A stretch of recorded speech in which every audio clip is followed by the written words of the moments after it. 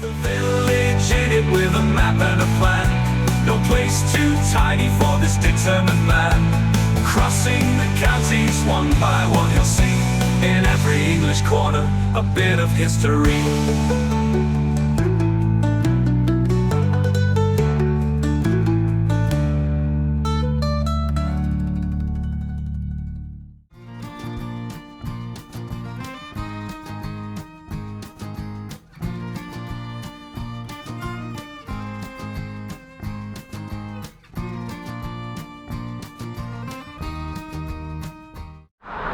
Hello people of Hambleton, I'm back in your district of North Yorkshire this week, and behind me there we can see something we haven't seen in a long time. That right there is the channel's favourite railway line. Yes, that's the East Coast Main Line, and today we're beginning in a place that's got a pretty big connection to that. This is Shipton.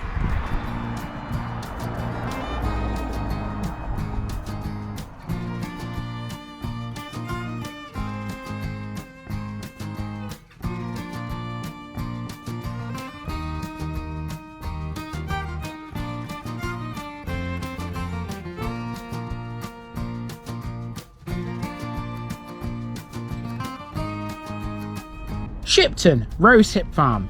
Hello again Hambleton. Today we begin another run of 5 parishes in the former district of North Yorkshire, and we're starting off with one I should have covered a couple of years ago.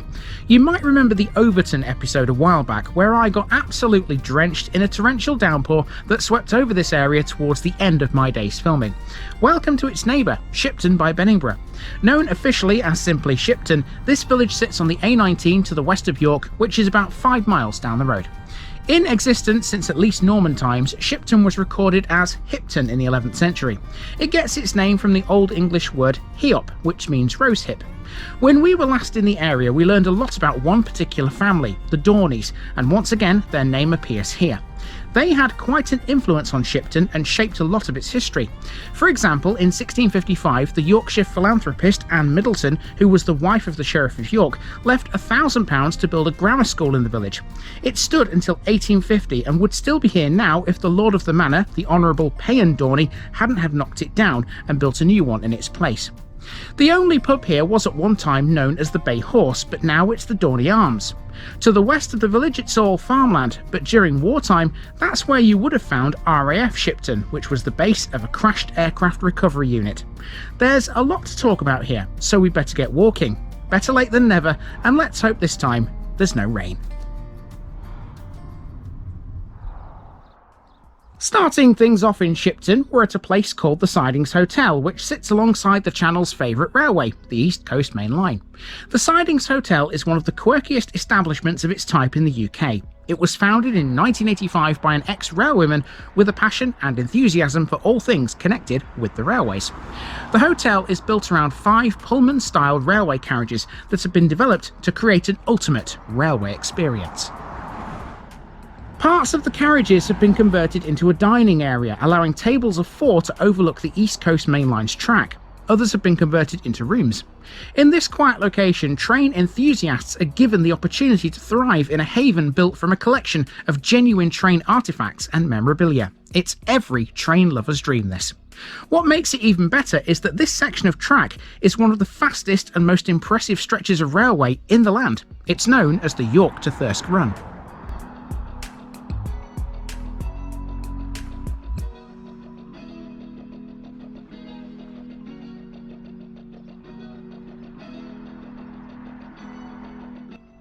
There used to be a railway station at Shipton. It was titled, though, Benningborough, and it was located a little way north of the Sidings Hotel.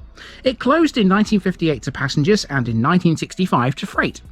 Benningborough served both Shipton and Benningborough from 1841. It was originally opened as Shipton but changed its name to Benningborough in 1898. Today, only a fragment of the southbound platform remains and there are no other buildings. Railway enthusiasts do come here though for another reason. You see, this part of the East Coast Main Line has a very well-known landmark. It's hard to actually locate it and even harder to get a shot of. This is the landmark in question. This is a sign that sits beside the track, marking the midway point between London King's Cross and Edinburgh, the two ends of the East Coast Main Line. The line is 393 miles from end to end. It's a fair old length. It's hard to pinpoint the exact midpoint on a map, but this iconic sign does the job for you. Handmade in 1938, it's a familiar sight for many rail passengers. It was recently restored by Network Rail at the request of the signmaker's family. The sign was created by Ken Bainbridge, an apprentice engineer at the time, who spent 2 weeks crafting it by hand using chisels, a hacksaw and a file. It stands 50 feet or 15 metres tall, meaning it's pretty easy to spot when you pass it. The thing is though, trains go past it at a huge speed, meaning getting a photo of it is damn near impossible.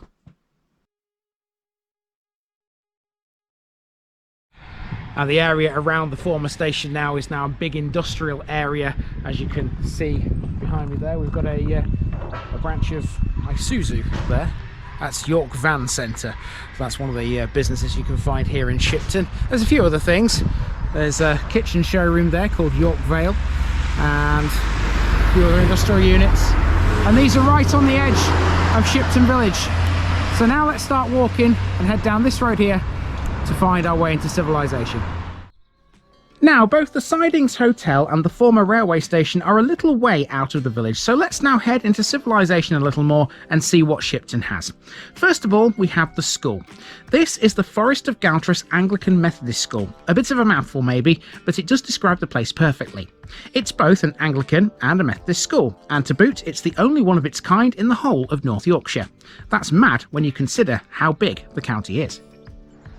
In 2016, it chose to convert to academy status, and since December of that year, it's been part of the Trust family of schools alongside Manor V Academy and Poppleton Ousbank Primary School.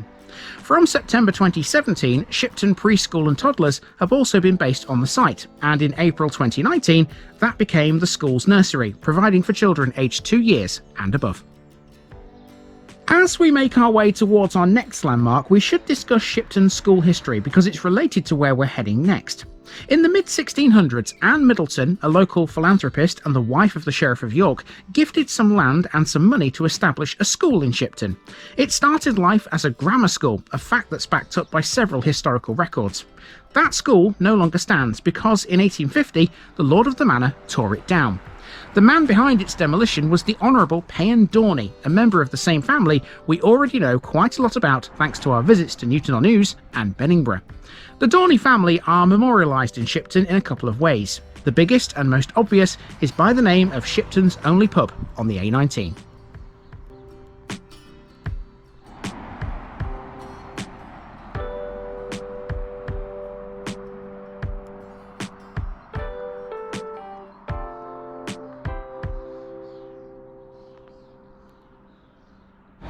And at the end of Station Lane, we come to the parish notice board, and I'm sure you guys in Hambleton remember what happens when we see one of these things.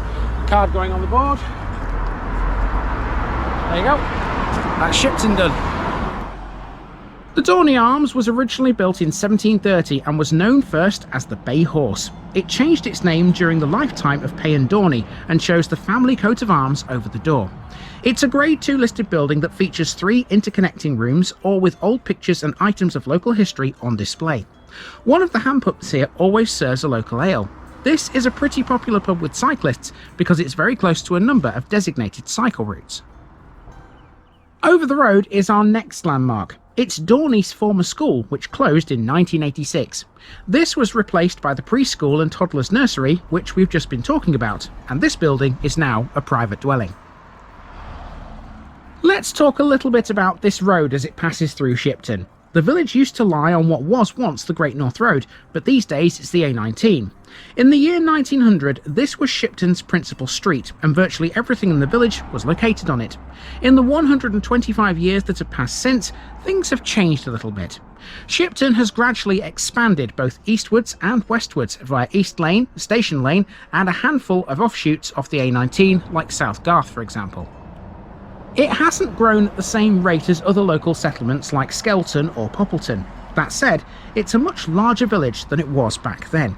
The 1881 census recorded a population of 430, and 120 years later it stood at 691. Shipton currently has just short of 300 dwellings today, a reasonable size, all things considered. Okay, we're about to take a right turn. Just before we do, we have a local business for you. Hutton Brothers, Volvo specialist since 1959 apparently. You can find them on the A19. Dedicated to the Holy Evangelists, Shipton's church was built in 1849 by who else but the Dorney family. This is a Grade 2 listed building constructed in a 13th century Gothic style. It has a chancel, a nave with aisles and a tower with a spire. Its architect was George Townsend Andrews.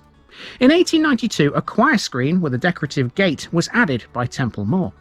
A parsonage was built on an adjoining site in 1849. Today that's still in use, but not by the church. Instead, it's St Catherine's nursing home. Prior to the church's construction, parishioners would have worshipped at Overton because Shipton had no Anglican church. Ecclesiastically, the village was part of the parish of Overton from an early date. Since 1962, the self-same entity has been known as Shipton with Overton. Now, there used to be a Wesleyan chapel in the village too at one time. It was located up a track off the A19 according to old OS maps. It was sold off to property developers though a few years ago.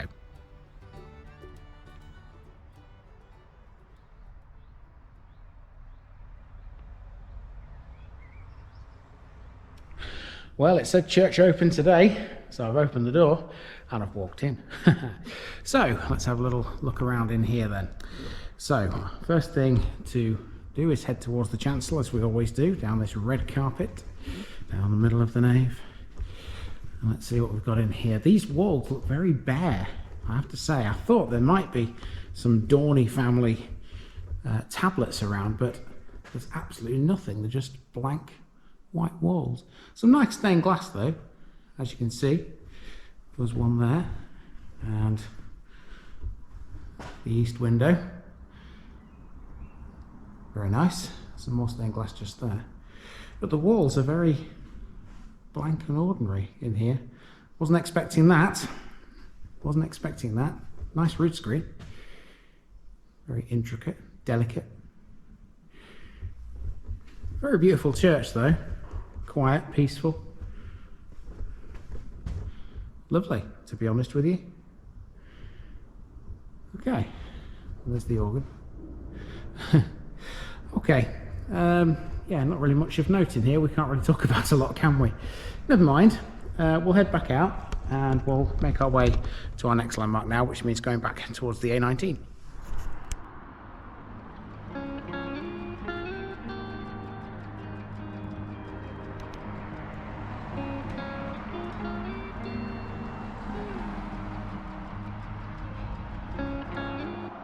A couple of steps up the A19 brings us to Shipton Community Centre, the working name for the village hall.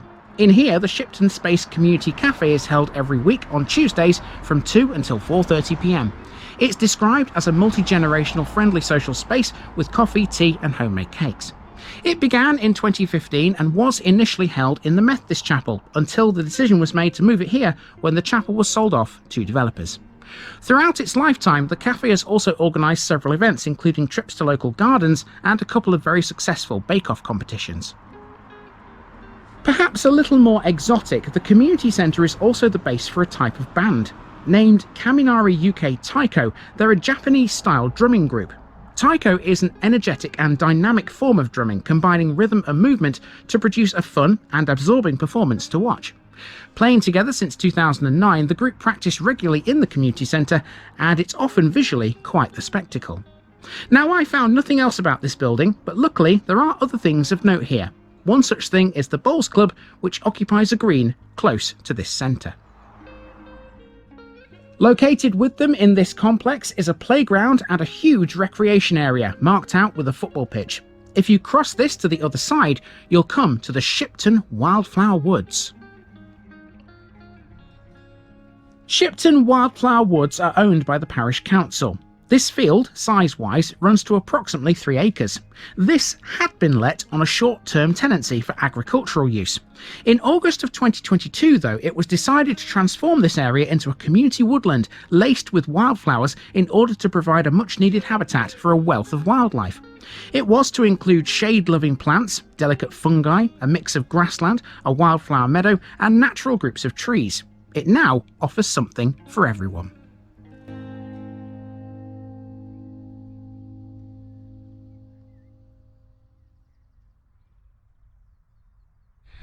Yeah, someone's left a football on this recreation ground.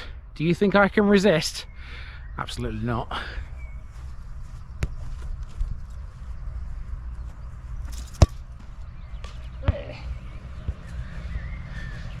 That close to going top bins.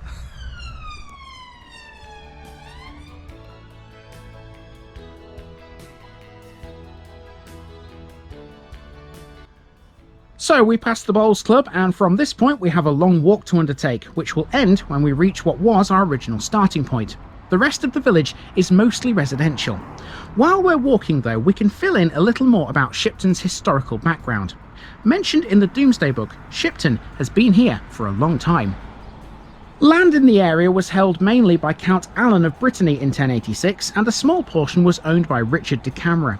Over the next 150 years, land was often ceded to St Mary's Abbey. After the dissolution of the monasteries, John Shepherd leased the manor, which John Redman eventually bought from the Crown outright in 1557.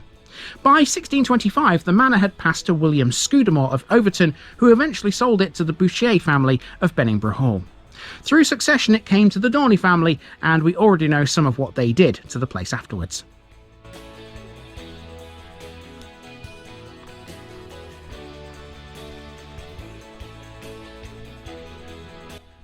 After the Dorneys had come and gone, Shipton became very much a railway village, although nowhere near as important as some of the others we've met before. During wartime it had a crucial role to play. To the west of the village was an airfield called RAF Shipton, and to finish with, I can take you to where that was located.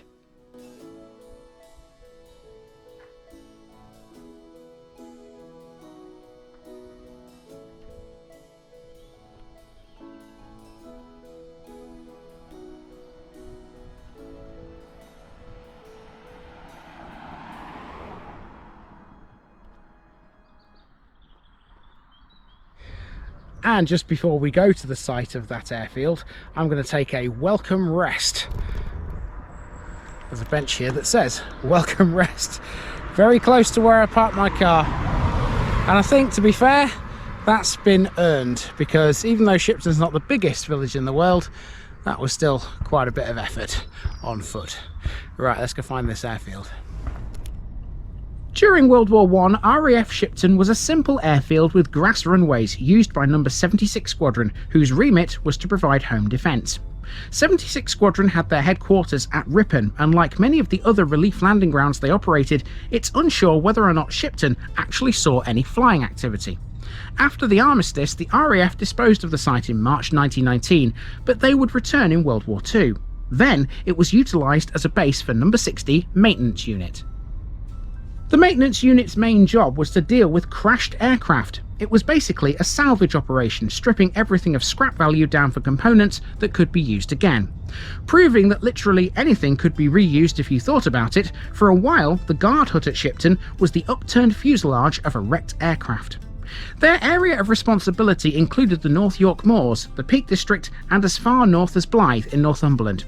From the latter, they once recovered a crashed Luftwaffe aircraft. In the Cold War, Shipton was a fighter control site for No. 12 Group and a command bunker in case of a nuclear event. The site consisted of the main bunker complex, a guardhouse, and some standby living accommodation, though the main living quarters were at RAF Linton-on-Ouse. The bunkers are still here, although they were sold into private hands in 1992 after they were deemed unnecessary. Full closure came in 1993, and the site was disposed of in 1996. To finish with, we have a drive out of the village to the east. It's a long way to the next one. The area between Shipton and the next village to the north is a vast swathe of farmland. Most of the land actually belongs to the parish we'll be in tomorrow, because its boundaries extend a long way to the south. Join me there in 24 hours and we'll go again.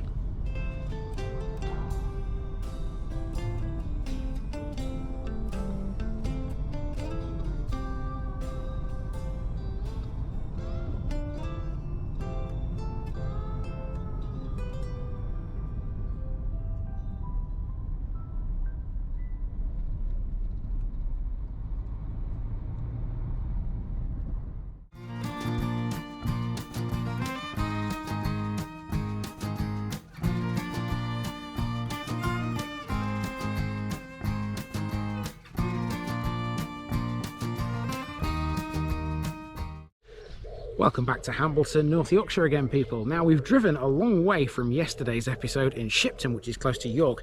Now we're firmly on the road towards Thirsk and Easingwold. Now, this place is surrounded by a swathe of farmland, and we've driven across that and through a village called Sutton-on-the-Forest. That's for another time. This is its neighbour. It's called Huby.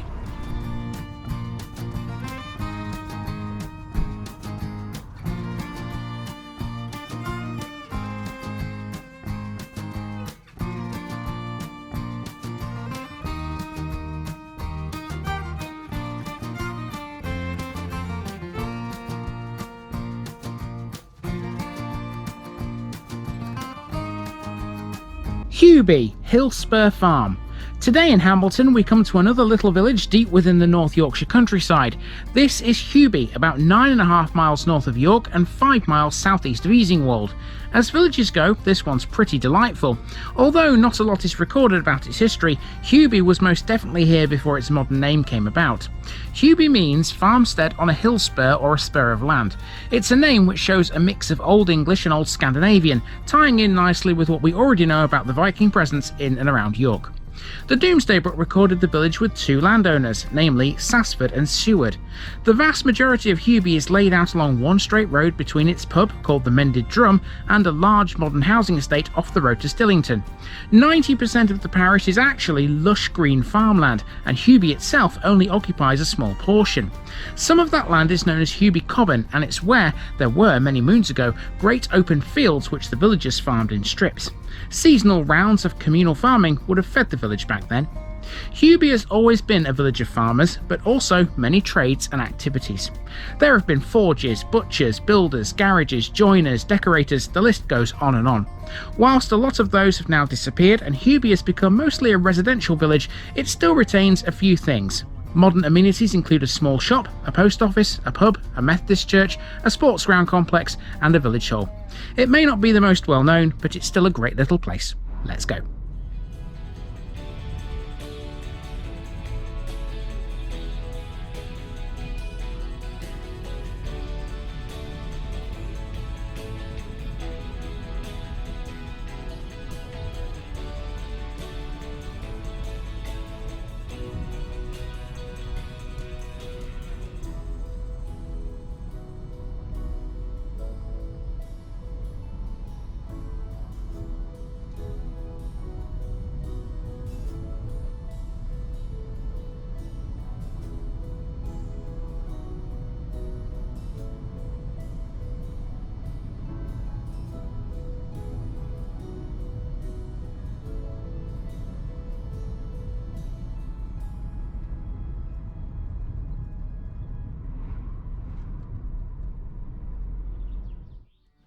Huby can be defined as a linear village. Most of its main bits lie on two roads, these being Main Street and Baston Lane, the latter of which we're on right here. The two meet each other at a junction with Bell Lane, which heads off southeastwards towards Sutton-on-the-Forest. First up we have the school, Huby C of E Primary, whose main building was constructed in 1967. This is a small, popular school where children are taught in one of 5 classes. All 5 of them are named after birds. These are robin, kingfisher, tawny owl, snowy owl and red kite. I'm assuming all of those are seen around the area quite frequently. There are 3 classrooms in the main building and a mobile classroom which houses the other 2. In addition, Huby School also features an open-air swimming pool. It also benefits from extensive playing fields, a wildlife garden and some fabulous outdoor play equipment. At this school, all new reception children are given a buddy who will guide and support them during their first few days. Those friendships often last for a very long time.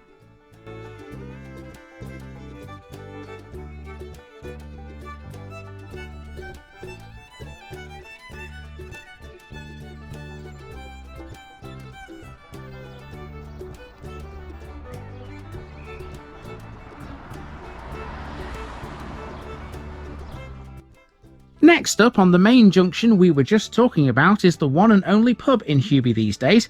This is called the Mended Drum. It was formerly known as the Star Inn.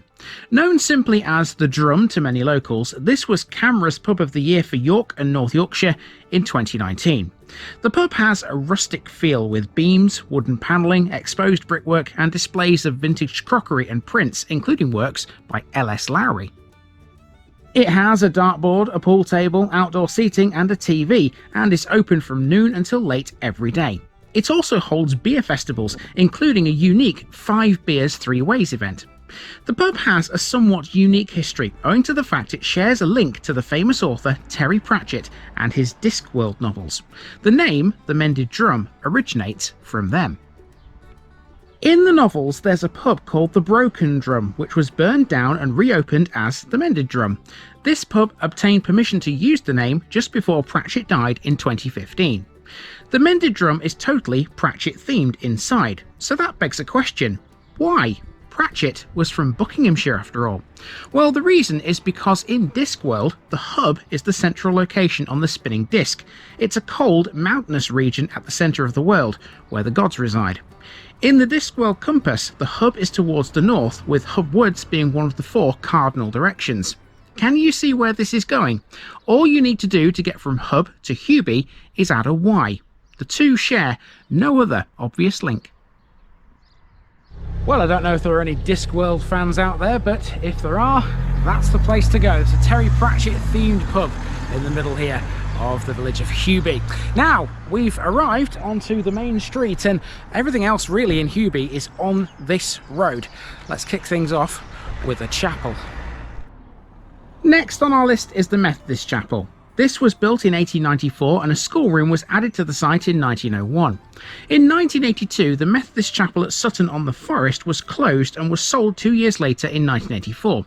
With the help of proceeds from that sale, work began in 1989 to renovate and modernise Huby's Chapel to make it more suitable for modern-day requirements. In 1990, there was a celebration service when the building was filled to capacity. Since then, and with the closure of the Women's Institute Hall, the chapel has been used for many village activities.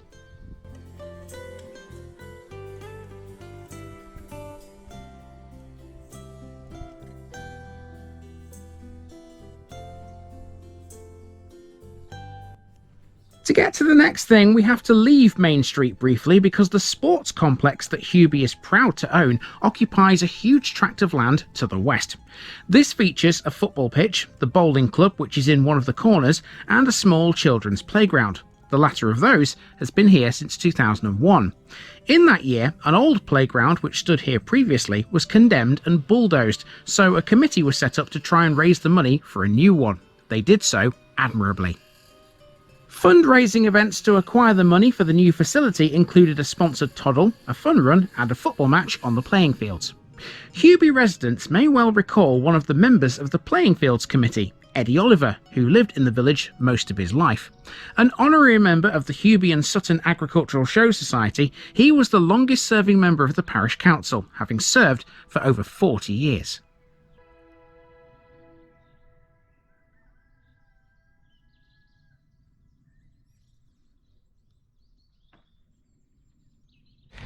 Now, just before we go any further, we have a parish notice board here.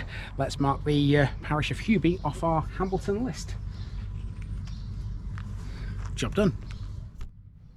Okay, back to Main Street. Next we have the Huby and Sutton Community Shop. This has grown considerably over the last few years. It was originally based in the house behind this modern extension. This is the only shop in Huby these days. In times past, there used to be 4 shops and 3 pubs, as well as a chippy, which was over the road from this. Let's have a look and see where that was.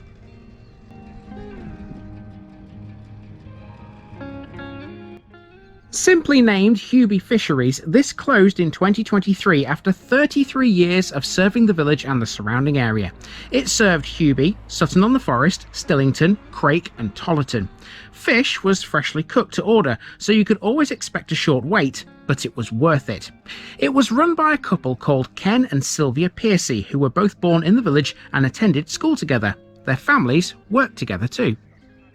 Ken farmed all his life, but still managed to find time for his other love, sport. In 1972, he was appointed the chairman of Huby Playing Field Sports and Social Club. In 1986, he was given a Certificate of Merit for service to sport in Yorkshire and Humberside. Cricket was his game.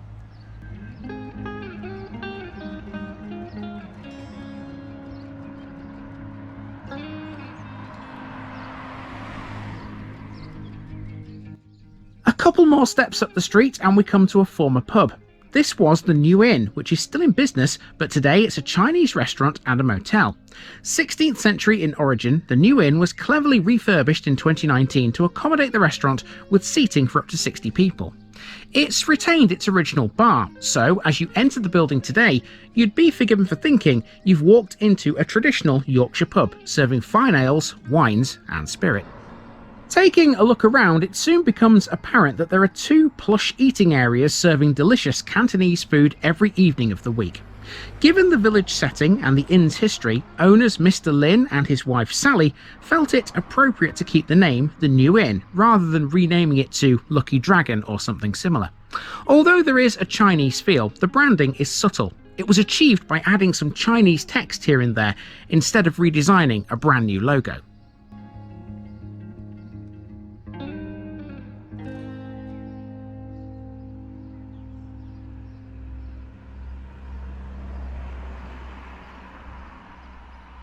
Now, I like a Chinese as much as the next man, but I prefer a curry.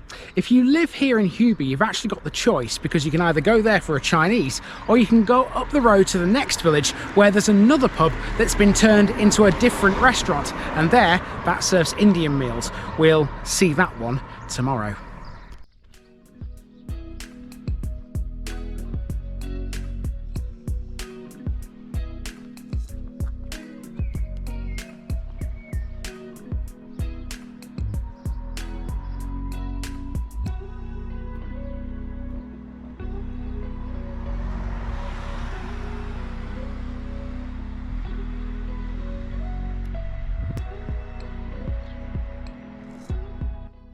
Huby's Village Hall appears next on the right hand side. Officially, this is known as Huby Memorial Hall because it was built in memory of the men who gave their lives in the World Wars.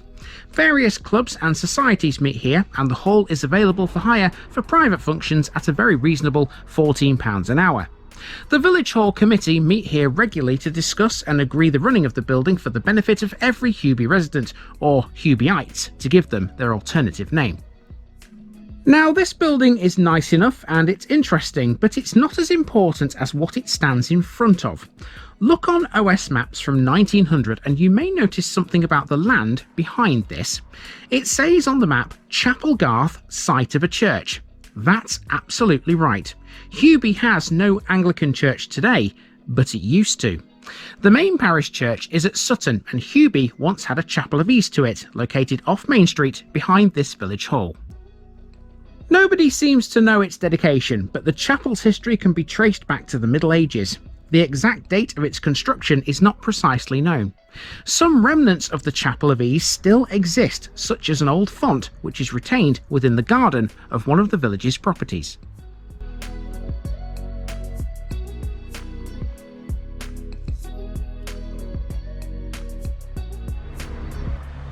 Keeping with the religious theme, on the other side of the road is the old chapel which was used by the Huby Women's Institute, and of course it's now closed. There's definitely a certain togetherness about this community here in Huby. People have been walking around as I've been filming this main street, all saying hello to each other and, happy smiles and that kind of thing. It seems to be the kind of village where everybody knows everybody, and that's the kind of village I like. Now, next thing is to talk a little bit about the street you can see behind me there. It's the name of the street that's interesting here. Off Main Street at the northern end of the village is Gracious Street. Its name is a reference to what happened to Huby when the plague came to town.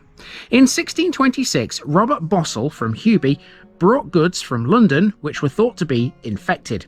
He sold them throughout the area, and so the disease quickly spread.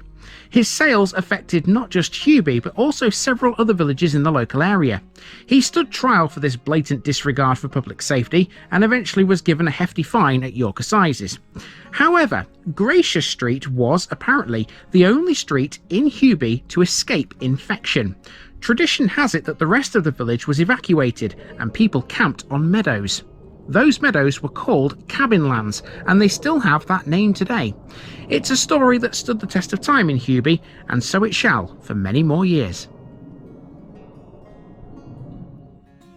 There's a notable house on Gracious Street. This cottage, which is Grade 2 listed, incorporates the remains of Huby Old Hall.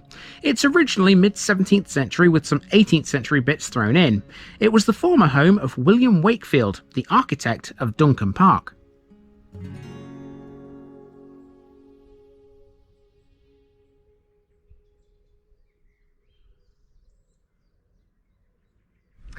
So just after Gracious Street, you've got what I would define as maybe a village green. It's not a definite green, I don't think. It's just a patch of greenery on the end of Stillington Road. Everything you've seen so far has been within the old core. Well, now this area here, this is all newer. We'll walk around this to finish.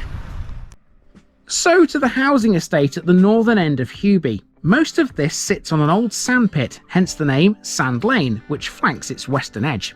These residences account for well over half of Huby's modern population, and the fact they're located at the northern end of the village away from the old historic core is really good. It helps to preserve the character and charm of the old village while still allowing Huby a decent sized community, making use of all the facilities that we've just seen. As we walk around this area, let's throw in a couple more facts about Huby before we make our way back to the start. Huby was one of 40 villages in the Forest of Galtres. It was a royal hunting forest founded sometime after 1066. Forest law was very important. Huby was one of 3 places where forest courts were held. The other 2 were Easingwold and York. Galtres was disafforested in 1630, and now not much remains of it in Huby. Most of the houses on Main Street were rebuilt about 250 years ago. A lot were thatched at one time, but as that went out of fashion, brick and pan tile took over. Farming was always king in Huby. A lot of the land that surrounds the village was farmed in strips. Seasonal rounds of communal farming would have fed the village at one time. The 3 great fields on which those strips were located were enclosed in 1841, as was the land in front of the houses on Main Street. And Huby also used to erect a maypole at the junction at the southern end of the village. I don't know whether it still does that, but I saw no evidence of a maypole here on this visit. Within living memory, a Union Jack was flown at half-mast on it whenever a notable Hubyite died. I'd like to think that wasn't a common occurrence, but it's a nice touch nonetheless.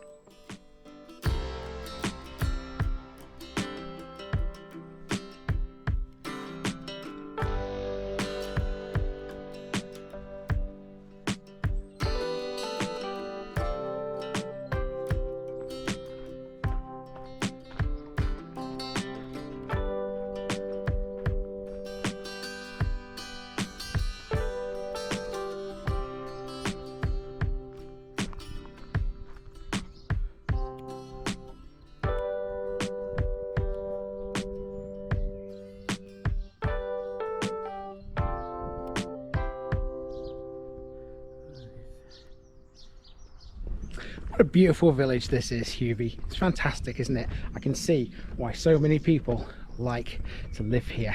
The community spirit here is fantastic. The houses are beautiful, the history is awesome, and you know what? It's just pure Yorkshire through and through. That will do us for Huby. Time to move on again to a village of a similar size to Huby that's just up the road. In the next one, we'll be in a place that resembles somewhere in the East Riding. At least, that's what I reckon it looked like. Join me tomorrow and let's see if you agree.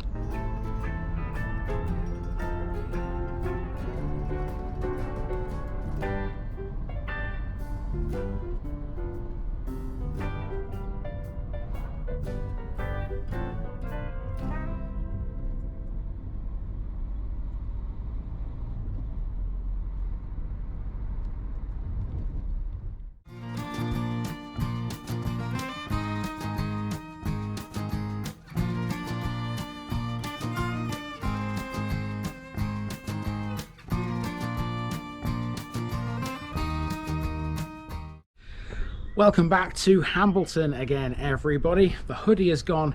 It's now getting quite warm today. The ironic thing is it was 4 degrees overnight last night, very, very chilly, and now the sun's out. Look at it, it's beautiful.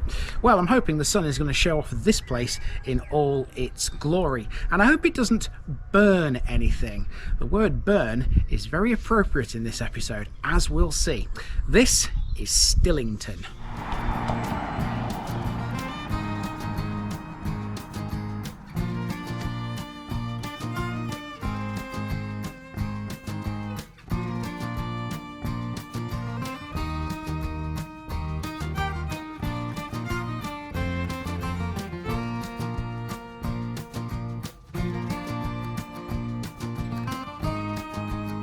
Stillington, Stifles Farm. Midweek time, and we are midway through this run of Hambleton parishes. Here's one that looks like it belongs in the East Riding. After my walk around Stillington, that's the impression it gave me. Stillington is 10 miles away from York on the road to Helmsley. Arguably, it's famed most for being the original endpoint of the Foz navigation at Stillington Mill. The name is derived from a local Saxon settler, Stifle. It was mentioned in the Domesday Book, where the principal landowner was the Archbishop of York. The church continued to hold the land here until 1616, when it was leased to William Ramsden. The lease was then granted to Christopher Croft in 1625, and the Croft family would hold the manor until 1895. As such, the Croft name will come up several times in this video. John Croft was a notable former resident of Stillington.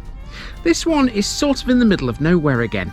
The nearest settlements are Farlington, almost 2 miles away to the east, and Huby, just over 1.5 miles to the southwest. The B1363 road between York and Oswaldkirk runs north to south through the village, following the route of an old turnpike set up in 1768. The area around the village is farmland, and much of the local business is still involved in it. There are some local enterprises though. These include a community-run post office and 2 pubs within stumbling distance of each other. There were 3 at one time, but the other one has now been turned into a restaurant.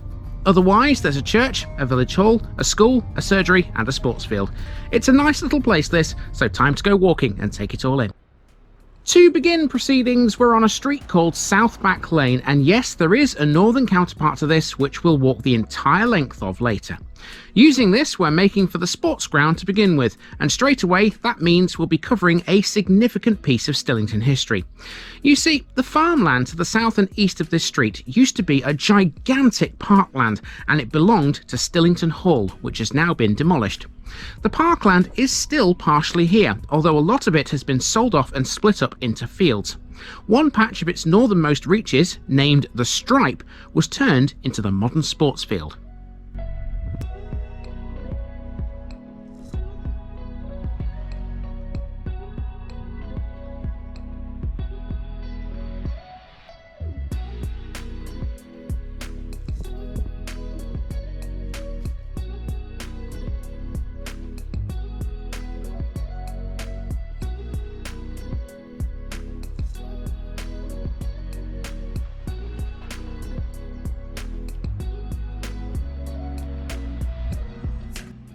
Stillington Sports and Social Club was founded in 1959 when the joint committees of the village's cricket and football clubs purchased 6 acres of land from the church commissioners.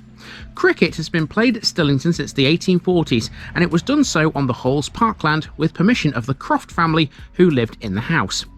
Members of the York and District League since the 1880s, the cricket club is still in full swing here in Stillington, but the village has a lot more in the way of sporting facilities.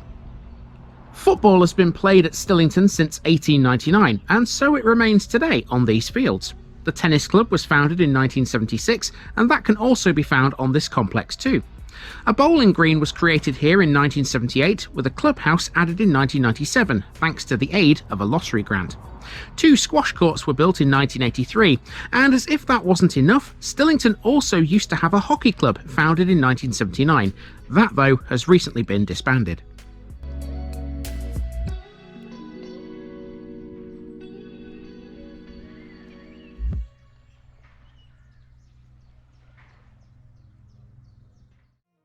So before we go any further, we'd better cover Stillington Hall and the Croft family and learn about what happened to the building which no longer stands.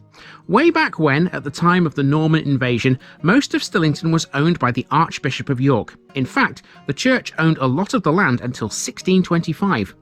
In the early 1600s, the manor was leased by the church first to William Ramsden and then to Christopher Croft. He became Sir Christopher Croft when in 1641, as Lord Mayor of York, he was knighted for playing host to King Charles I.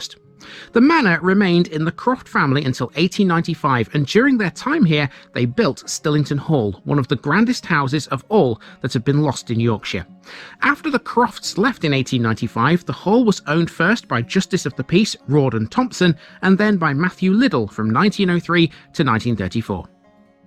After a spell as a Catholic convalescent home and a boys' school, it was purchased by a builder, stripped, and became derelict. It was demolished in 1966 to make way for the Parkfield housing estate off Mill Lane. The parkland was broken up into pieces and sold. Today, most of it is farmland. Okay, so now that you know a little bit more about Stillington Hall and the Croft family, the rest of this episode should make a lot more sense to you. We're heading up now towards the main village, which is laid out in a nice elongated circle, like an oblong if you like. So I'll show you where we're going. There's a junction just up here. That'll be our end point when we finally get to the end point.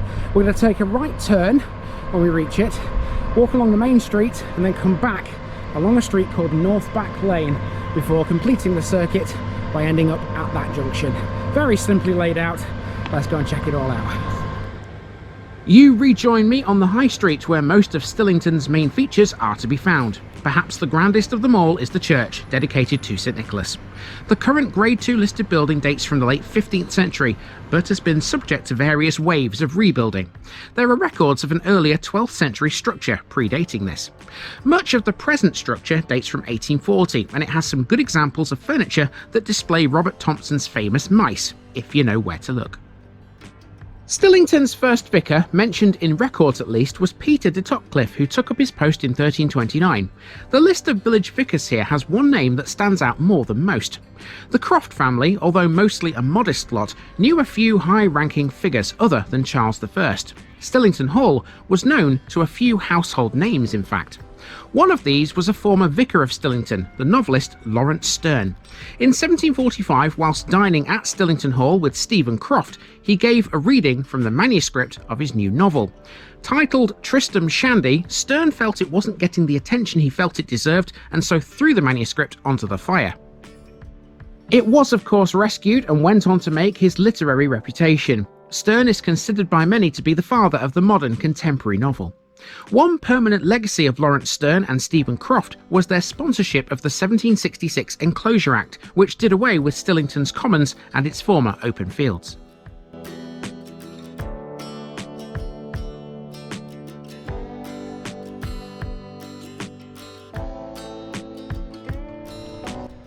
Across the road now we have a post office and general store. This is now the only shop left in Stillington today, but there were once plenty more.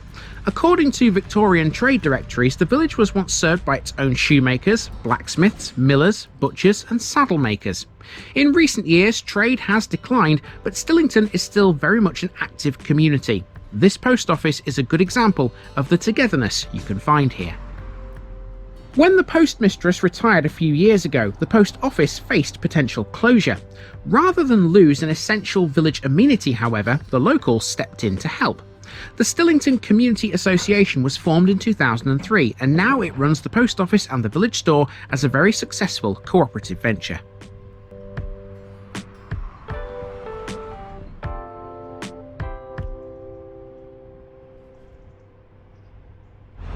So Stillington does well for itself as a self-supporting community, and one thing it does have quite a few of are pubs, and you can find them all close together right in the centre of the village, not too far away from that shop or the church. The first one of them is on the left hand side, just there, but you won't be getting any pints in that one. Okay, so in terms of pubs, Stillington has 3, and they're all within a few yards of one another. It's the perfect excuse for a pub crawl, not that I advocate that. 2 of them are still pubs, but the third one is now a restaurant. That one's first. This is Gulshan Tandoori, which occupies the former White Dog. Now, I've no idea if he still runs this, but according to an article I found dated 2004, this was operated by a man called Alam Hussain, who was born in Bangladesh and came to England at the age of 5. Whilst many Indian restaurants create dishes especially for the European palate, Gulshan prides itself on creating more traditional Indian recipes. Gulshan has proved very popular with the locals since it arrived, and it was even nominated for the Restaurant of the Year in the Flavours of Hambleton Awards a few years ago.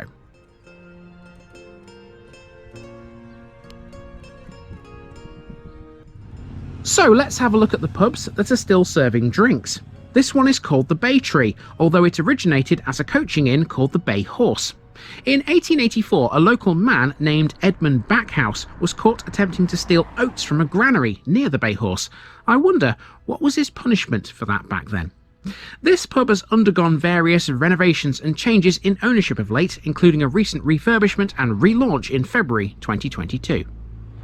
Okay, we'll get to the third pub in just a second, but before we do, we have to check out this building next, which is between the Gulshan and the other pub which we're about to come to.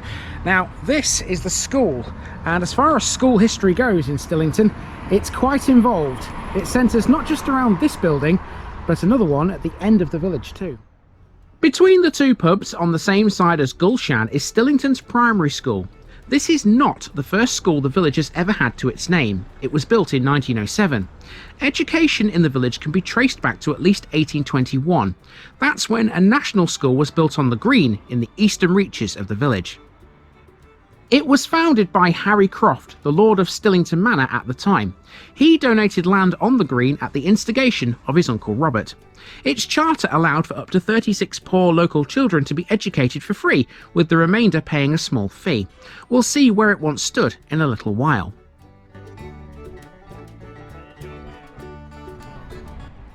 To the White Bear now, the other pub that's still going strong.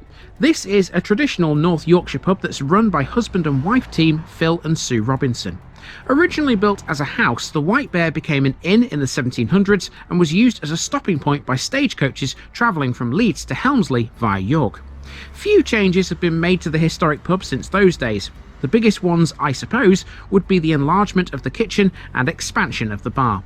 These have created more social areas where families and friends can gather, but the essence of the inn remains true to its 18th century heritage.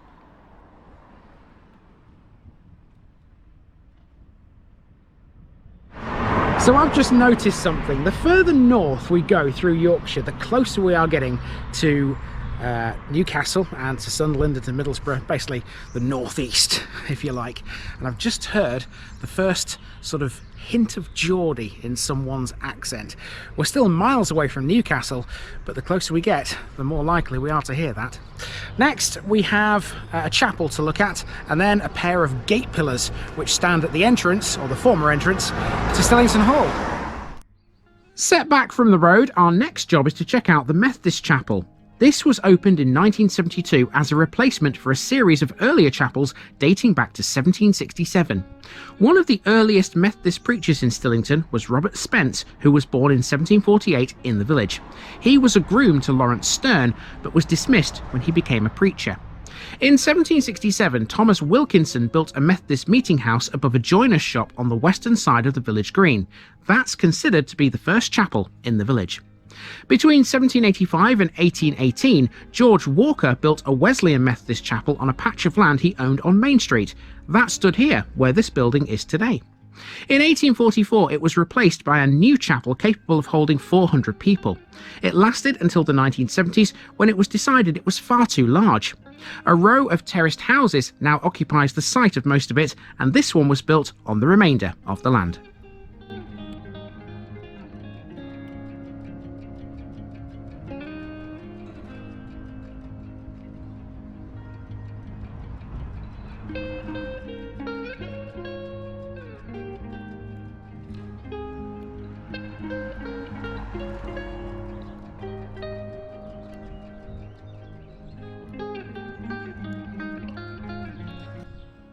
Now, although the present main road through the village is fairly straight, there's a bend at its eastern end, and it's quite a sharp one actually. Where it bends, there's a pair of pillars which donate the former entrance to Stillington Hall. Now, it has been suggested that the road originally continued eastwards in a relatively straight line. However, its course was diverted across the village green in order to provide greater privacy for Stephen Croft. It's amazing what money and power can do, right?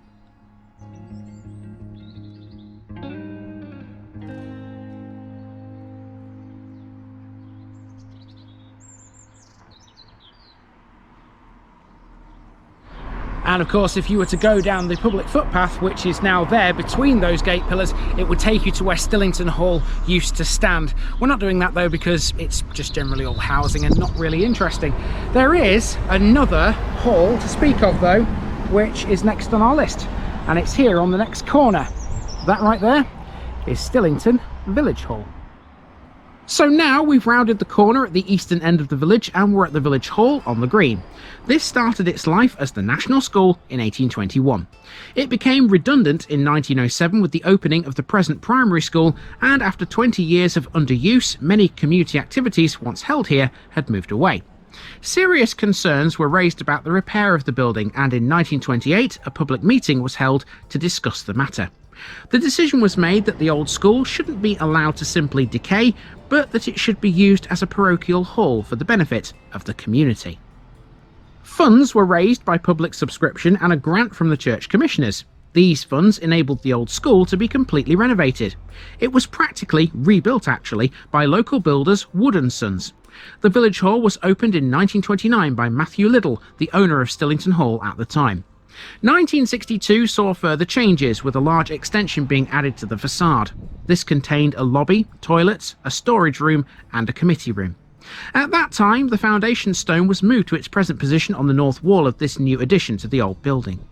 Today, the village hall still plays a large part in Stillington's community life. Major refurbishments during the last few years will enable it to continue in that role for many decades to come.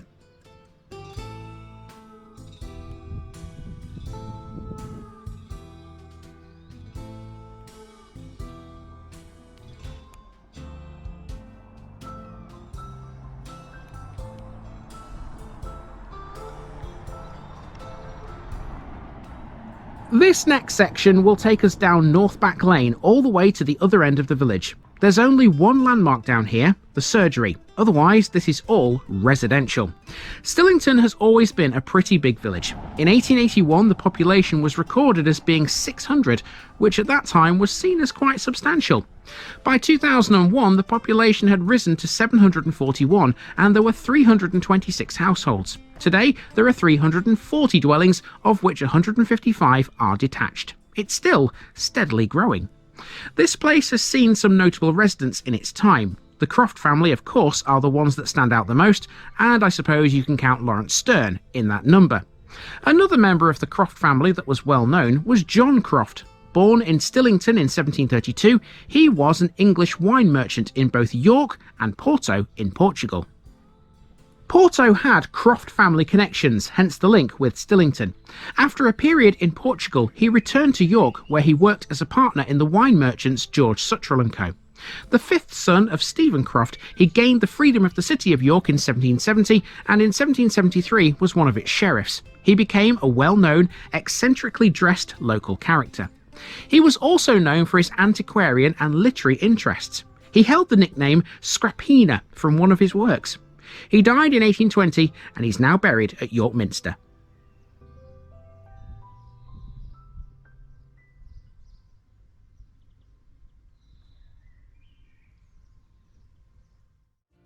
Stillington also had another resident who left a permanent legacy, most notably within English gardens. His name was George Russell, and no, I don't mean the F1 driver, he's from King's Lynn. George Russell, who was awarded an MBE, was born in the village in 1857 and worked most of his life as a jobbing gardener in York.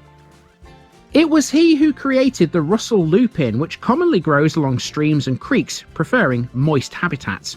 He spent 2 decades single-handedly trying to breed the perfect lupin, crossing 1 or more annual species.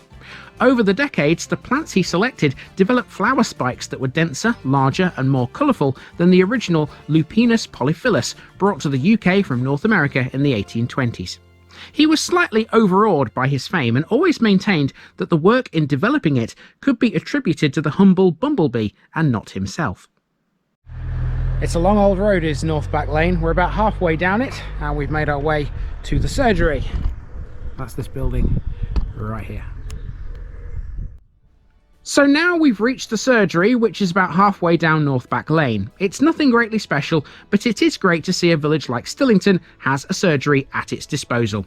It has a small and friendly team of local doctors and advanced nurse practitioners. Stillington Surgery also has treatment hubs in both North Rydale and South Hambleton.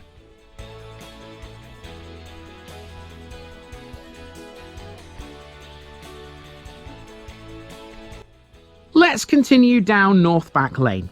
The reason Stillington has 2 back lanes is all down to the medieval layout of the settlement and the open field system once used by the villagers. This criss-crossed pattern of country lanes have developed from what used to be strips or bulks that gradually became thoroughfares used by travellers. North Back Lane has a footpath that stretches into the adjacent fields. It's known as Lucy Bulk, and there's a reason for that. Rumour has it that it was named after a witch called Lucy who was hanged from one of the trees along the path.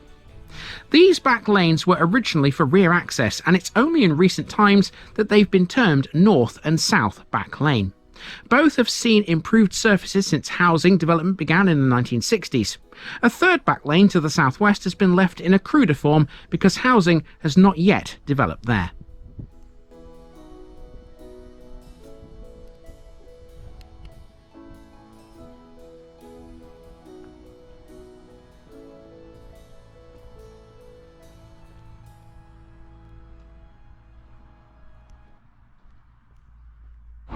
It would appear a couple of the locals know that story about Lucy the Witch because the house opposite the surgery has a shed, and on the side of the shed there's lots of witch related things. I should have filmed it really, but I didn't really want to put my camera towards someone's private garden, which is fair enough. I'd much rather put it towards this thing actually. At the end of the road there's a pond which looks fairly dry at the moment, to be honest with you. Now Stillington has a bit of a history with water features. Let's discuss that next. So at the end of North Back Lane, Stillington has a small pond. I guess you could call this a mere, right? See, I told you there were reasons why this looks like an East Riding village. The presence of water around Stillington is nothing unusual. The village grew along a ridge of high ground running east to west, above what would have been a very marshy ground to the south. The road that runs southwards from the high street is called Carr Lane, and that makes perfect sense. In Old Norse, the word Carr means marsh or marshy woodland. Within living memory, the land to the south of the village was so wet sometimes it forced vehicles to divert their route. There were 2 permanent ponds by the side of the York Road. One dated from 1767. It was gated and the lord of the manor provided it as a watering place. These ponds no longer exist. Neither does a former lake on land north of Rosebery Hill. That was perhaps a fishing house or summer house used by the Croft family, I guess.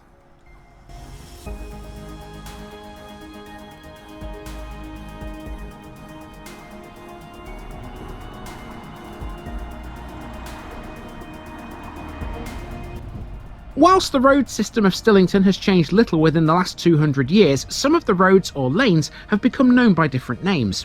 Their width and surface structure have been altered too in order to cope with increasing traffic. This east to west route is generally regarded as the oldest of Stillington's highways. This was a turnpike. In 1768, the York to Oswaldkirk Turnpike Trust was formed. Records for 1772 to 1817 show trustees meeting in several houses in Stillington, including the White Bear and the former Boot Inn. The trustees included the major local landowners, Lord Fairfax of Gilling, Lord Fauconberg of Newborough, the Duncombe of Helmsley and the Harlands of Sutton. Of course, also involved were the Crofts of Stillington, and even Lawrence Sterne got in on the act too. Sidney Smith, the celebrated cleric and journalist and rector of Foston for 20 years, was also a trustee, but in 1829 he was moving on and relinquished his trusteeship.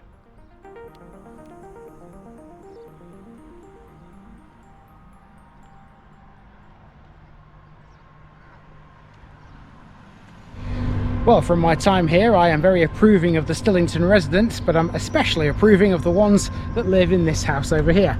You can see there's a banner flying outside their window there which says Liverpool Champions 2024-25.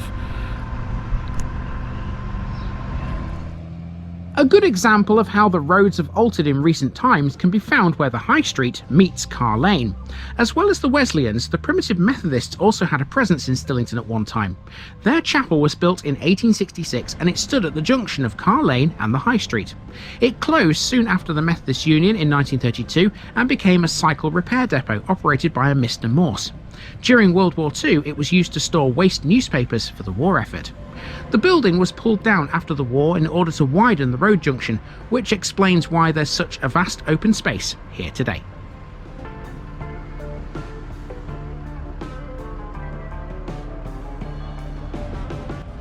All that remains now is to walk back to where we started on South Back Lane, having ambled around the entire village. Well, almost. No visit to Stillington would be complete without a look at the building that used to stand at the end of the Foss navigation. Come with me to Stillington Mill.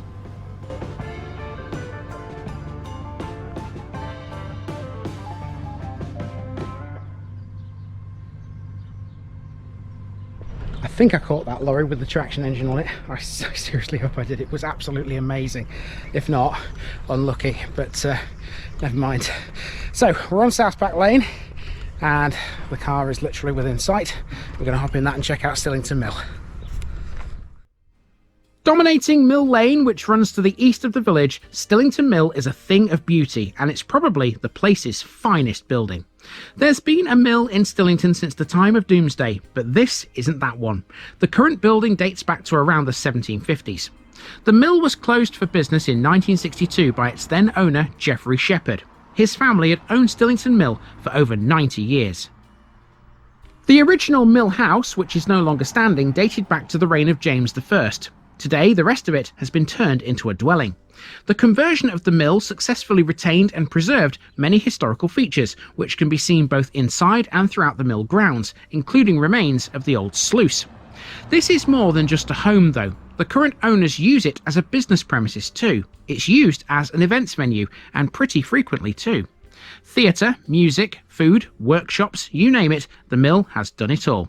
It's been a success ever since its owners moved in back in 2014. Numerous individual artistic productions have been created in its on-site studio and performed in its gardens, and it's hosted a number of special events, including one-off gatherings, shows and gigs. Stillington Mill is famous for another reason. It was a watermill, of course, and so not far away from it, there's the watercourse it stands on. We know this, but it's been a while since we saw it last. This is the River Foss, which we saw in places like Haxby. Stillington Mill was supposed to be the end point for the Foss navigation, a scheme which canalised the river and allowed for transportation via riverboat. However, the canal never reached the mill, and here's why. The Foss Navigation Company was formed in 1793 and had the power to purchase land and tenements as required. It could do that in order to make and maintain a navigable communication for boats, barges and other vessels from the junction of the rivers Foss and Ouse in York all the way to Stillington Mill. In April 1794, the work began, and it saw several locks and navigable cuts made all the way along the river as far upstream as Strensall. So far so good, everyone thought. Until that point, it had been surveyed by our favourite canal engineer, William Jessup, but much of the actual work by the company's engineer, a Mr. Moon, was not satisfactory, and he was dismissed. That meant some remedial work was required, and money was starting to run short. Further funds, though, were required in 1801. After a new engineer, a Mr. Scruton, came along, there was a disagreement as to what route the rest of the canal should take. The options were either follow the river course between Strensall and Sheriff Hutton Bridge or cut a brand new canal across the countryside. The shorter but more expensive canal route was eventually chosen, but it had a drawback. By taking that option, there was no longer enough money to extend the waterway as far as Stillington. The navigation therefore terminated in a basin half a mile west of Sheriff Hutton Bridge. This work was completed in April 1805 when the whole navigation was opened.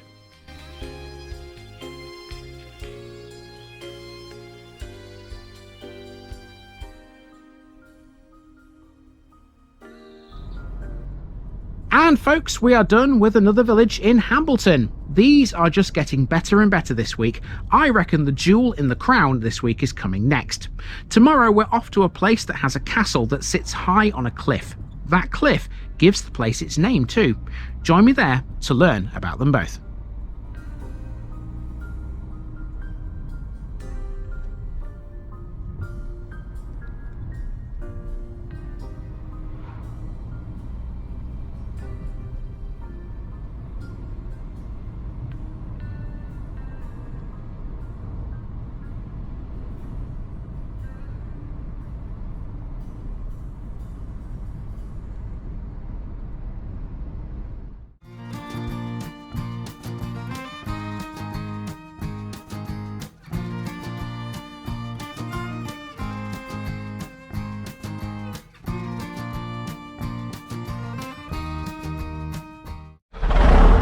Welcome back to Hambleton, everybody. Now I know I've got a great episode in store for you here. As I was driving into this place, I could see its biggest feature high on a hillside. I've got to walk up that hill to get to it. It's going to be knackering, but quite frankly, it's going to be worth it. That hill is what gives this place its name. Its name means crag or hill, or I suppose mountain in a way. This is what it's called. Crayke.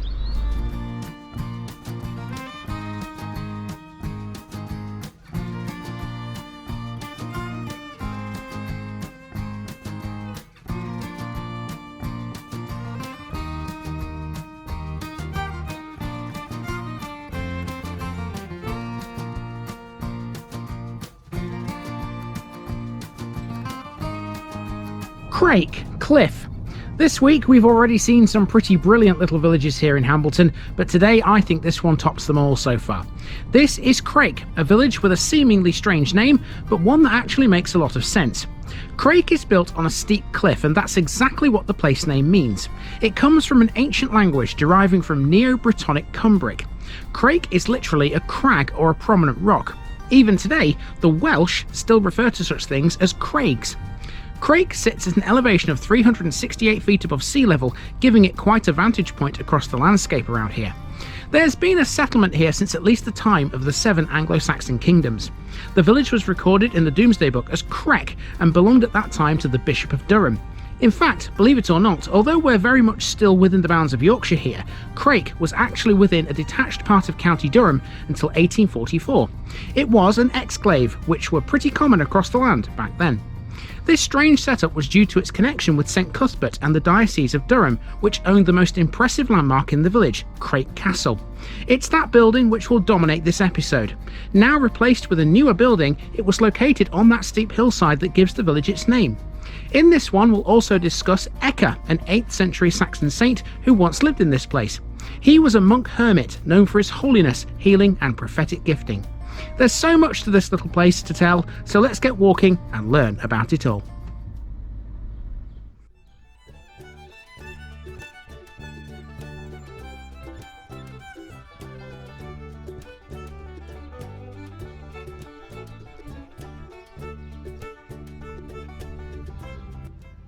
Let's get this route started with Crayke C of E Primary School, located close to the sports ground in the southern reaches of the village.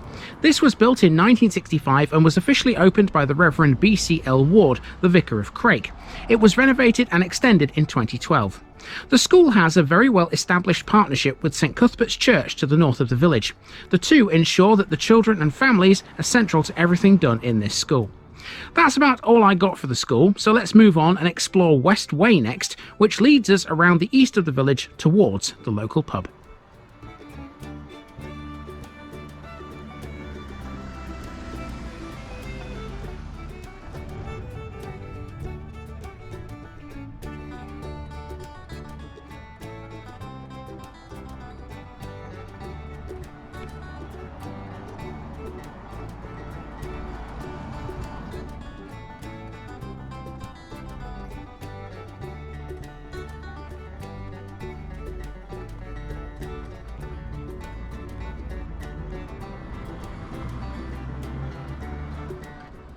This next thing is Crake's old school, which became redundant when the current building opened in 1965.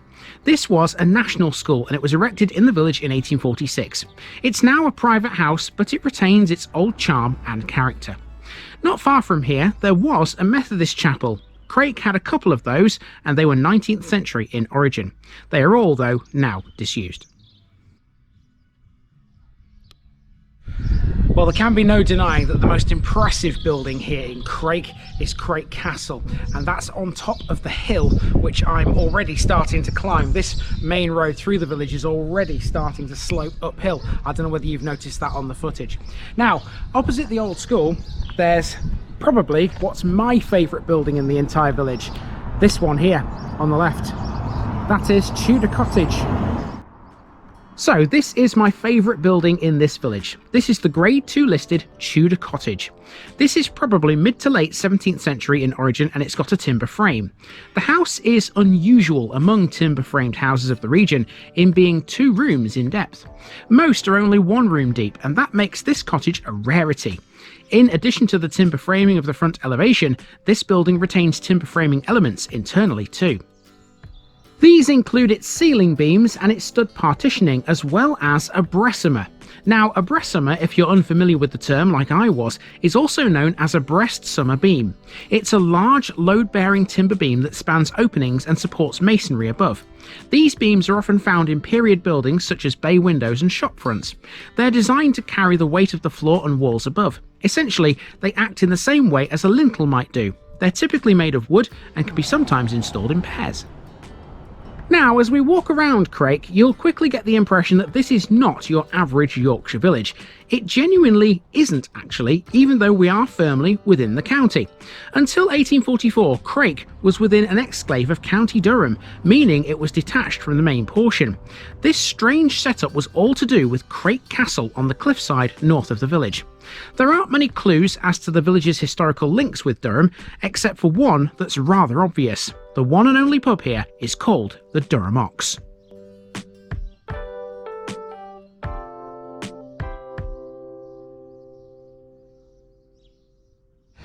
Now, a lot of what you're hearing me talk about in this episode came from one particular website, and that was, believe it or not, the website of the Durham Ox pub. It's got a fantastic history section on that particular site, so if you go there you can learn a lot more about Crayke, probably a lot more than I can fit in this video. So here's a bit about the pub itself and how it got its name and why it's so important to this village. So we've met the name Durham Ox before. The last time we did was back in East Lindsey when we saw a pub of the same name in Thimbleby. Pictures of the Durham Ox are said to have been the most frequently reproduced images of any livestock animal in British history. We already know the tale, but let's go over it again. In its life from 1796 to 1807, the Durham Ox was an actual animal. It was a model for the shorthorn breed at the time of its improvement. The ox was eventually acquired by a Mr. John Day, a travelling showman from Hambleton in North Kesteven in May 1801. He exhibited the beast throughout the country until its demise in 1807 and was largely responsible for its fame. The immense size and weight of the Durham Ox was the product of selective inbreeding and castration, no doubt assisted by copious amounts of fodder and little exercise.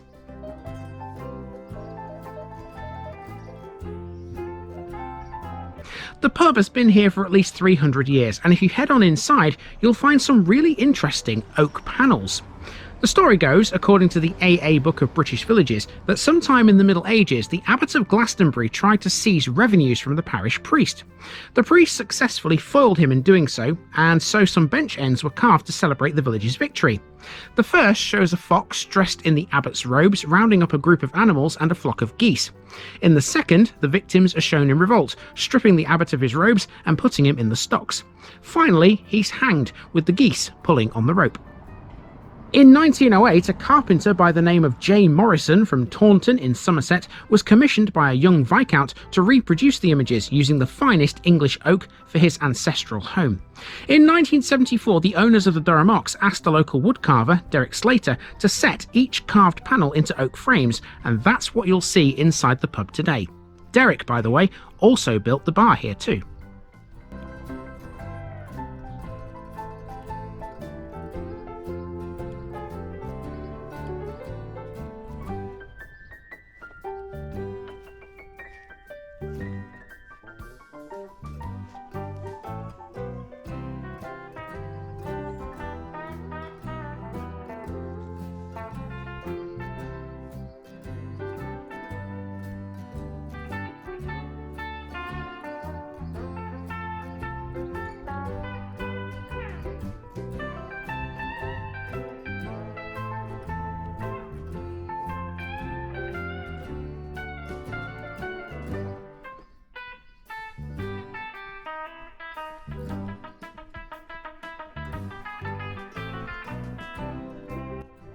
There are 28 listed buildings in this village, and that figure includes one that's rather notable on Key Lane, where we are now.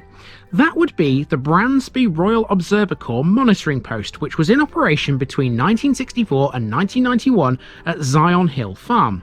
Its purpose was to monitor radioactive fallout in the event of a nuclear war.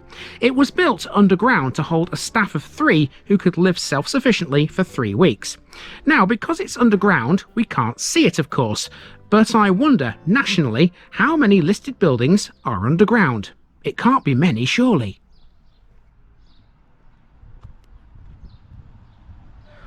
Okay, so we have effectively climbed half of the hill and then gone back down it again by using Key Lane, but there's a reason for that. It's forming a nice circle around the village, and that was one of the easiest ways to do it. It means I've got to climb the hill again in a minute, but half of the course, isn't it? Anyway, next we have a parish notice board. So one of these is going on there. As you can tell, it's quite a distance away from the camera here because this ground is still not exactly flat.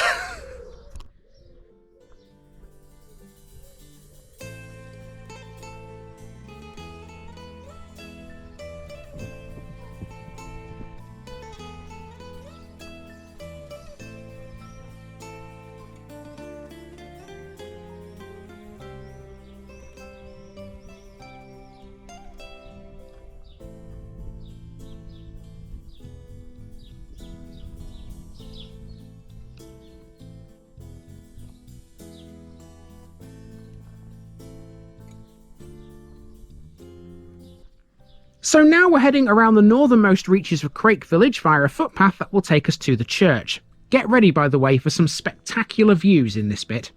On the religious theme, in the Dark Ages, this village was home to Ecke of Crayke. He was an 8th century Anglo-Saxon saint, priest and monk hermit. He was known well for his holiness, healing and prophetic gifting. According to the York Annals, he died in 767 AD and his feast day is the 5th of May. He's known from the hagiography of the second manuscript and the poem on the Saints of York by St Alcuin.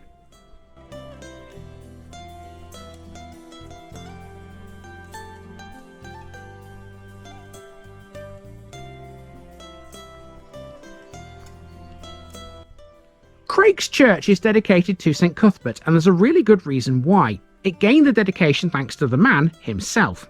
St Cuthbert was a monk and later the Bishop of Lindisfarne. He was so greatly admired by Ecgfrith, the King of Northumbria, that in 685 AD he gave him the Ville of Creke, which is now, of course, Crayke.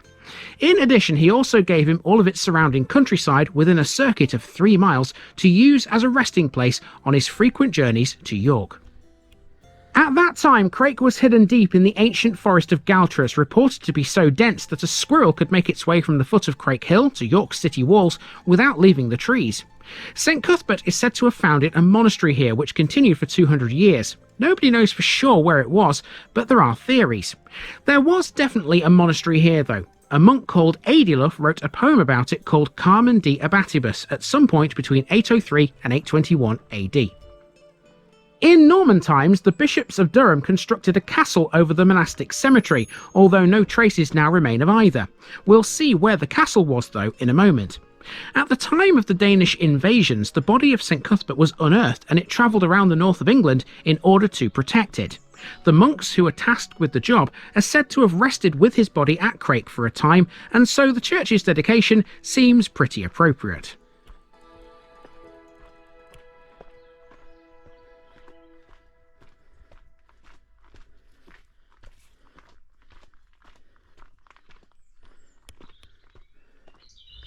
Spectacular views there, absolutely beautiful this part of Yorkshire. To be fair, all of Yorkshire's beautiful if you're willing to stretch that far in places. Anyway, the footpath we've just been using has brought us into the churchyard, St Cuthbert's Church. Not the regular way you would go into this church, you'd come off the road normally, but of course I'm trying to make a circular route. There is the church. Let's talk a bit about this. So, let's see this church. The present building was erected in 1490 in the Perpendicular style. It's an active parish church in the deanery of Easingwold, the Archdeaconry of York and the Diocese of York. Its benefice is united with those of All Saints at Bransby and Holy Trinity at Yearsley. It's another of the 28 Grade 2 listed buildings in the village. Constructed in ashlar stone, its plan consists of a 3-bay nave with a north aisle and a south porch, a 2-bay chancel and a west tower. The church is battlemented throughout with pinnacles and gargoyles. The tower is in 2 stages, with a 3-light west window in the lower stage and 2 light bell openings in the upper stage. The east window contains stained glass by William Wales. The font is from the 15th century and the pulpit is dated 1637. In 1862 and 63, the church was restored and a north aisle was added by the Lancaster architect E.G. Paley at a cost of £1,000. The site of the church was probably occupied by a wooden building in the Anglo-Saxon era, and some people reckon St Cuthbert's Monastery might have been here. However, not everybody agrees with that. Come with me now to Crayke Castle, which also has a huge link to St Cuthbert.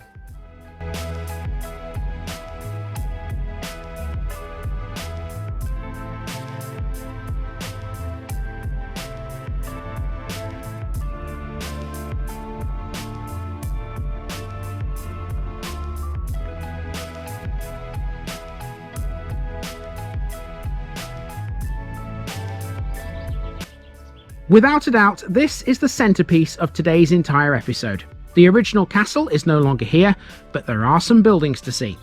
Grade 1 listed and dating from around 1450, the castle today consists of a restored 4-storey tower house with some attached outbuildings. There's also a separate tower in ruins to the rear. The entire site, including its grounds, covers about 6 acres. A survey in 2005 found evidence that before the current castle existed, the monastic complex was probably on this site. Documentary evidence suggests that the original castle was built on the site soon after the Norman conquest, and reputedly it was constructed by Bishop Hugh Pudsey. These early records don't give much detail, though the foundations of the current buildings are alleged to be from the earlier construction. They definitely couldn't have picked a better site for a castle in this village. It's situated on the highest point in the parish at an elevation of 379 feet above sea level. The land on which it all stands had belonged to the See of Durham since Saxon times. The present tower was built for Robert Neville, who was the Bishop of Durham. Until the time of James I, the castle was surrounded by a deer park. During the Civil War, it was slighted by the parliamentarians during the Siege of York.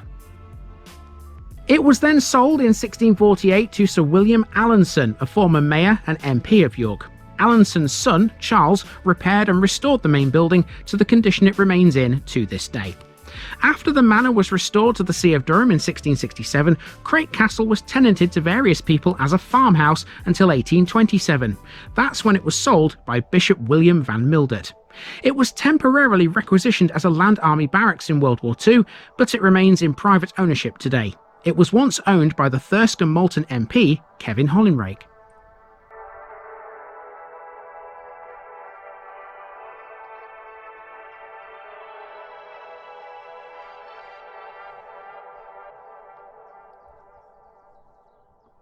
Well, the fortunate few who've lived in Crayke Castle have a fantastic view at this point. Because it's high on a hill, this is what you can see. Check that out. I can see for miles up here, and now you can too. Way before the castle was here, the height of the hill would have been important to more ancient civilizations. It's thought the Romans, for example, knew this place well. A Roman watchtower may have been sited on Crayke Hill in the 2nd century AD, and local excavations have produced evidence for a Roman settlement in the 4th century. In any event, to finish this route, we have to walk due south from the church and the castle down a footpath that goes directly towards the local sports field and the village hall.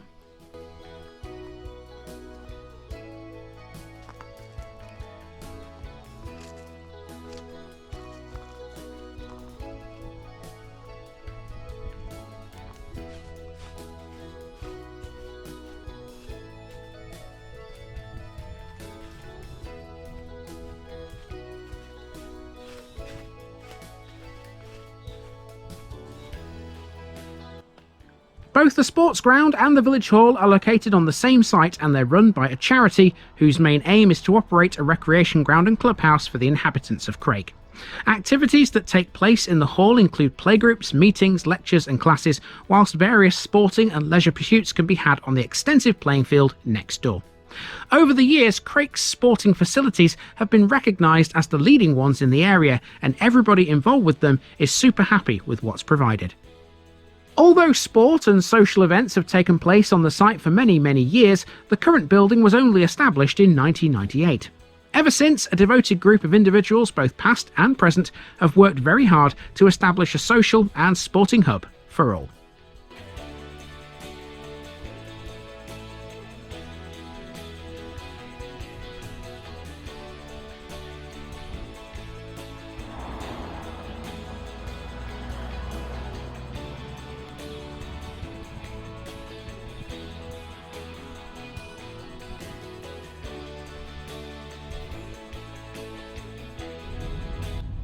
Folks, that one was amazing, wasn't it? I absolutely love writing about Saxon stuff. I think it's probably my favourite historical topic, and whenever it comes up, it's a pleasure to explore it all. Crayke Castle is a fabulous piece of history, and you certainly wouldn't expect a village buried deep in the Yorkshire countryside to have so much to talk about. See you tomorrow for another tiny one.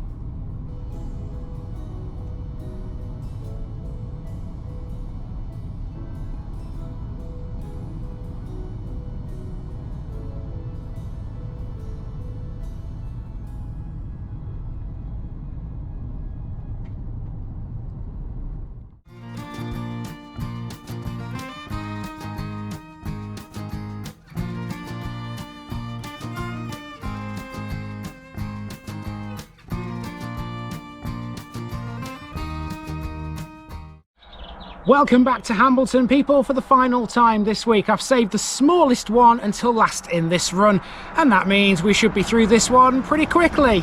The sun is still shining, the sky is still blue, but there ain't a lot to this place. Hopefully the weather makes up for it.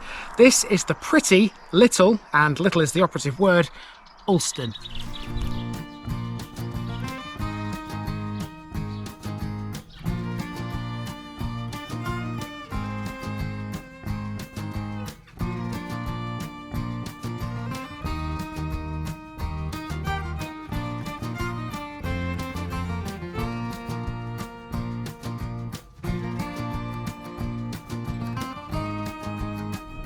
Oulston, Ulf's farm.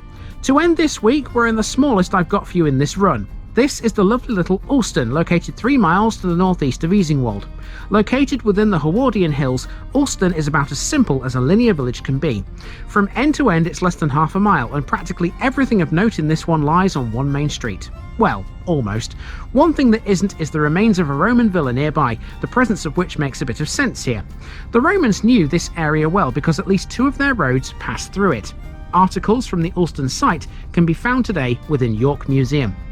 The village's name originated in Saxon times, and it's believed to come from the personal name Ulf. Oulston lends its name to a reservoir on the River Foss to the east of the village. The nearest settlements to Oulston are Husthwaite to the west, Coxwold to the north, and Yearsley to the east. To the south is Crayke, which is almost 3 miles away, emphasising just how far into the countryside we've now come. Out here, there are definitely more animals than people. Very little is recorded in the way of history in Oulston, but in the Domesday Book it's mentioned as Eulestan, and the lands were owned by Gospatrick. The village is linked to Yearsley and Coxwold by way of the Norman family who owned all 3 after the invasion. The name Colville is the one to look out for when we reach Coxwold, but a branch of the family once lived here in Oulston Manor House. So let's walk through the place and see what it has. It's not much, but it was a pleasant little stroll. Let's go. So this is Oulston, a simple linear village which stretches for half a mile from north to south, surrounded on all sides by the glorious Howardian Hills. It's not a massive place by any stretch of the imagination, and it has shrunk a little bit since 1881. According to the census that year, the population was 177. In 2001, it stood at 102. Not much has changed since then. Oulston has always been a quiet, peaceful little village, happily minding its own business and well out of the way of anything. Landmarks here are very sparse. The village itself only has 3, which I thought were worthy of inclusion here, so let's go see them all.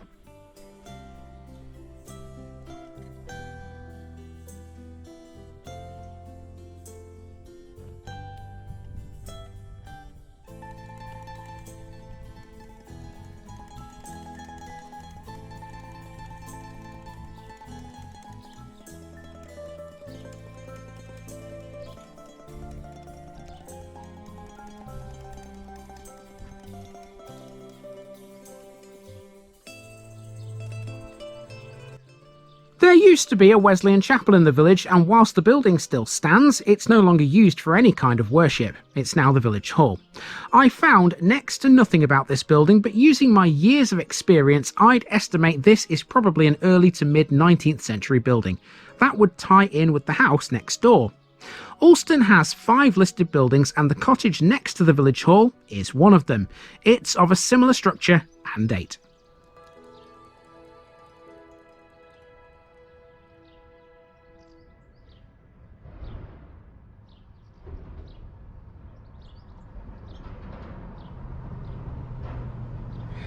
Well, you know my motto, big or small, I'll cover them all, and Oulston is really small, but it still needs to be done, and that means it needs to get one of these. Card going on the parish notice board, and that, my friends, is Oulston off the list. Okay, let's continue. There's not a lot more to see. Past the chapel, or village hall as it is now, there's an interesting property on the left hand side, and then it opens out into a massive green.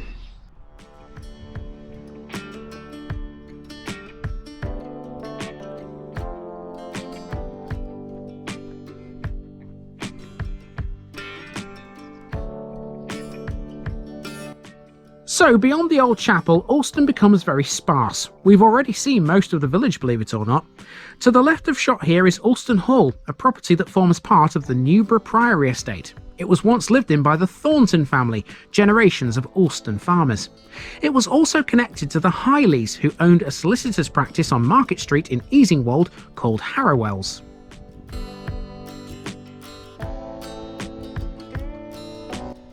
After the hall, you're then on the village green, and this has to be one of the best I've seen in a long time. The green is quite a hilly affair, as you can tell, but there's a reason for that. To the south and west of the green is Hall Farm, which would have been the principal agricultural attachment to Oulston Hall at one time. The farm still covers a vast area of land to the south of the village, but the manorial complex it sits upon was once a lot larger. In medieval times, there were things like fish ponds that would have provided for the hall's residents. Today, the remains of those mark the landscape as earthworks. It's not inconceivable to think that this green may well have formed part of the Hall Farm complex at one time, but it was likely sold off at some point. That's an educated guess maybe, but we have seen similar situations in other villages across the country. There's no reason to disbelieve the same thing went on here.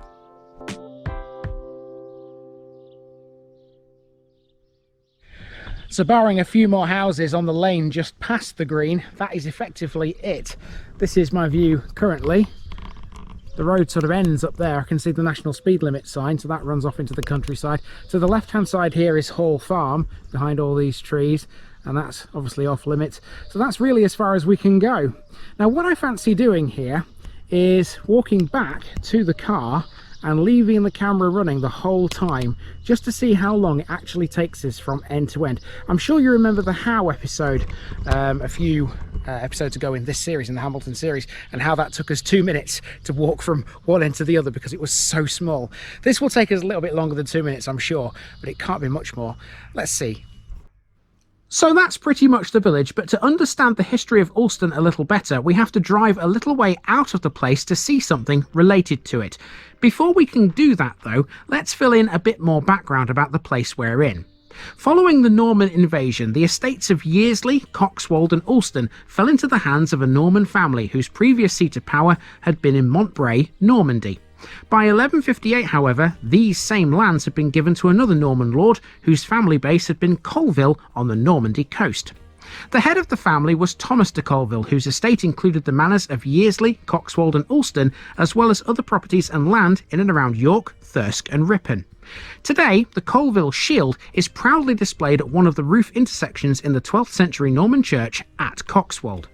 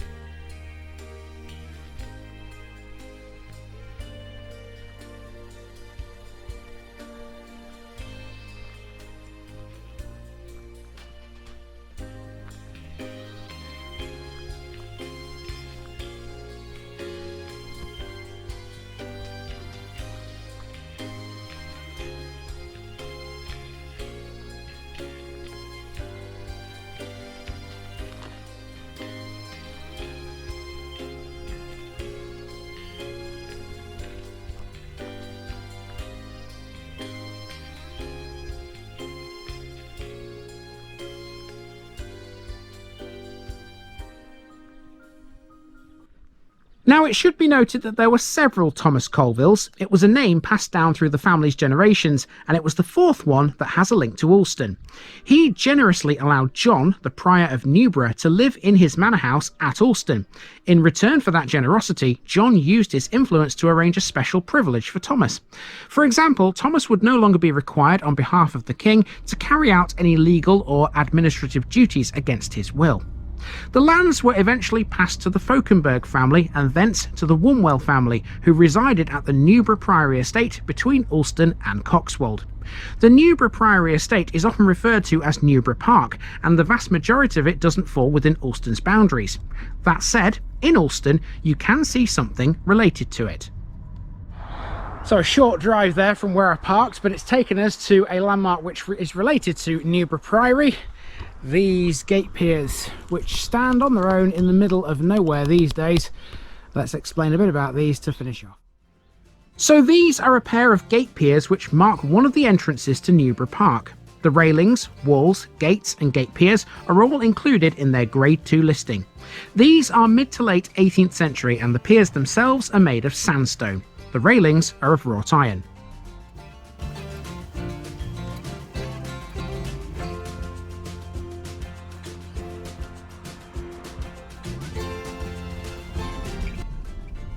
So, with Oulston behind us, we bid farewell to Hambleton again until next time. Join me up here again soon when we'll tackle another run of parishes in the glorious Yorkshire countryside.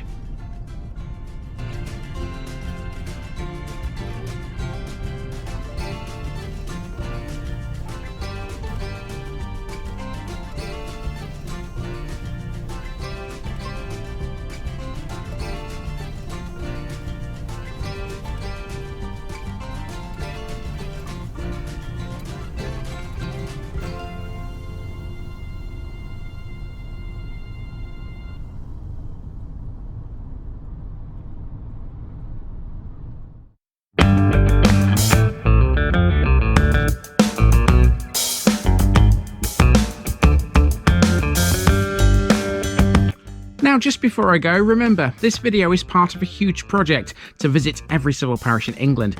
That's more than 10,000. These routes are pre-planned, and due to time constraints, I can't cover every detail or walk down every street. Please don't complain if this video missed something out. I pronounce names how I choose to. I am very aware that local dialect may vary, and I don't take kindly to criticism about this. You've been warned. It's impossible to know everything too. If this video was terrible, make your own. If you're a regular watcher of The Village Idiot, you're not the only one. If you've got a small business, why not use my videos to advertise it? Leave a comment below if you're interested. And finally, thanks for watching this episode, everybody. Give us a like and a subscribe if you've enjoyed this episode, and share it with your friends and relatives. It all helps to keep this mission going. Until next time, I've been Andy, also known as The Village Idiot, and I'm out.